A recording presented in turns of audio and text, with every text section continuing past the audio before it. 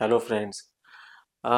एक बहुत ही कॉमन चीज़ है जो लोग काफ़ी बार पूछते भी हैं और मैंने पहले भी आपको बताया। मैं फिर आपको एक थोड़ा सा ब्रीफ इस पे देता हूँ कि लोग पूछते हैं कि ट्रांसप्लांट के बाद स्वेलिंग आती ही आती है, मतलब ऐसा मस्ट है क्या कि स्वेलिंग आएगी ही आएगी, कोई और ऑप्शन नहीं है हमारे पास, राइट?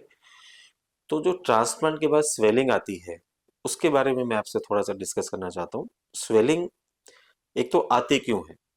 आती इसलिए है कि हम स्कैल्प के अंदर फ्लूइड को इंजेक्ट करते हैं जब हम ट्रांसप्लांट करते हैं, राइट? हम फ्लूइड इंजेक्ट करते हैं, इंजेक्ट करने से जो सरफेस एरिया वो इंक्रीज हो जाता है, स्लिटिंग करते हैं, स्लिटिंग करके ज़्यादा स्लिटिंग हो पाती है, राइट? फिर जब वो फ्लूइड इसमें पड़ा हुआ है वो कहीं ना कहीं तो जाएगा ना, चाहे वो बॉडी में एब्जॉर्ब हो चाहे वो नीचे आए ग्रेविटी से।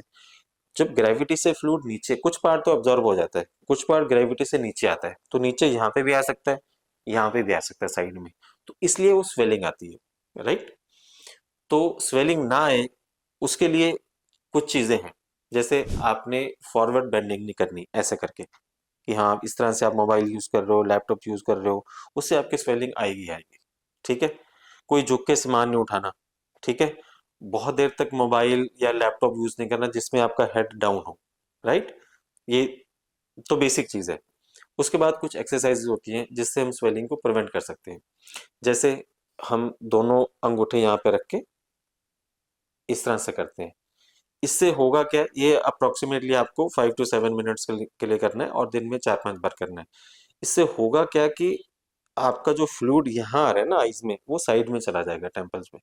तो उससे फिर आपको आईज में देखने में या आईज की हैवीनेस नहीं लगेगी या आईज आपकी बंद नहीं होंगी, ठीक है? सेकंड, स्वेलिंग को प्रिवेंट करने के लिए कुछ इंजेक्शन आते हैं जो हम इंट्रॉप लगाते हैं, जैसे कैनाकॉट का इंजेक्शन है वो हम देते हैं।